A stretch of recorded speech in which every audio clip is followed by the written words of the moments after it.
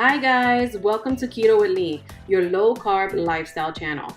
I am your host Sonia Lee, and today we are making shortbread cookies. They are keto and they are low carb. We're gonna make them with walnuts and without walnuts. You can make them with pecans, however you say it. You're gonna love it.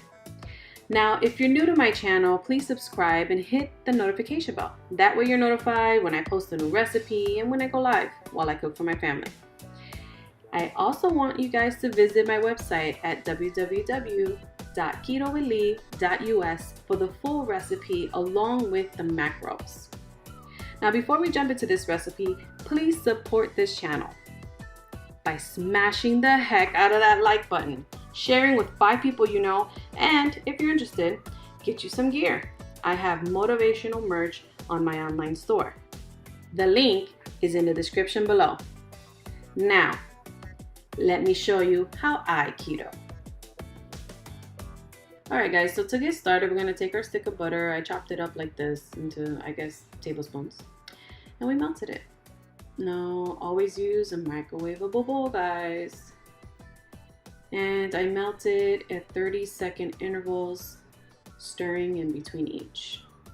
Next, we're going to take our 1/4 cup of Swerve and we're going to put it in here. And as I mentioned before, I like to, warm up that sugar, the sugar substitute, any sugar substitute that you use, because it takes away the cooling effect. It really helps with that. Now, you might have very little of it, but it's not as strong as when you just put the sugar substitute with the flour mixture instead. So this helps substantially to eliminate that.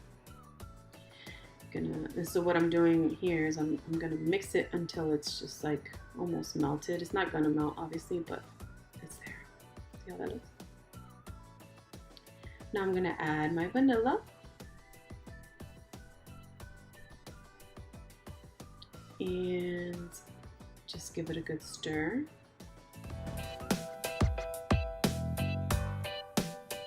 And that's how it should look. Cool. And then we're going to move on to the next step. Now here's the almond flour, and I always say to do this. You can use one of those sifters for the flour, but this works perfectly to get those little lumps out.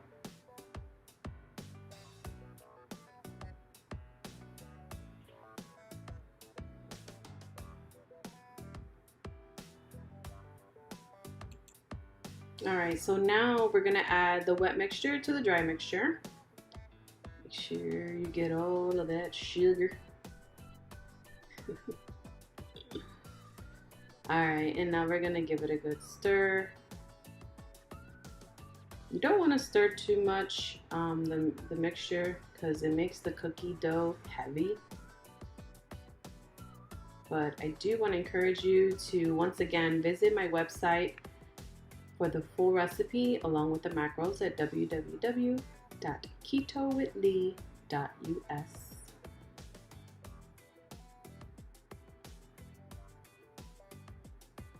Okay, that's looking really good. Now, like I said in the beginning, we're gonna do some with walnuts and some without, because see that that's how it looks right there. Looks great. It is a runny mixture, sort of. Now, here I'm dividing it in half because my 3-year-old Jaden does not like nuts. He's not allergic, however, he doesn't like them. So at this point, you're free to add whatever you want to the mixture. I went ahead and chopped the nuts up and I put them in this mixture. The other half I'm gonna leave plain. And as I mentioned, I always encourage you guys to play with the recipes, go ahead and add something if you like, if you don't like the walnuts and you prefer almonds, do something like that. See that? That's your dough. And this is the plain one. And now we have our lined baking sheet, and I'm taking 1 teaspoon. It is a heaping teaspoon, and we're going to roll it into balls. Just like that. And you want to put them 2 inches apart at least, because they do spread out. So I just use my 2 fingers as a guide. There you go. Just like that.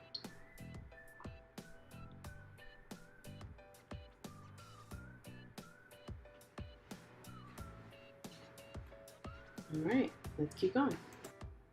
I wanted to let you know that once these are in the oven and baked, allow them to cool for at least 10 minutes before you try and take them off the baking sheet, because they will crumble.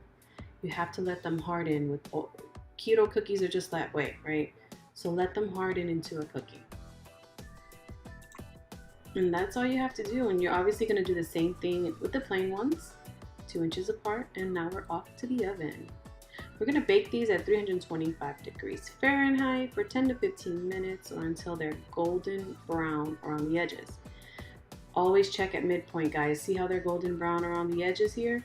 I think I cooked them a little too much, to be honest, but just keep an eye on that oven. I always like to check at midpoint. Now all that's left to do is to eat them. Don't forget to visit my website, www.ketowithlee.us, for the full recipe and the macros. Thank you all for your support, and thanks for watching How I Keto. See you next time.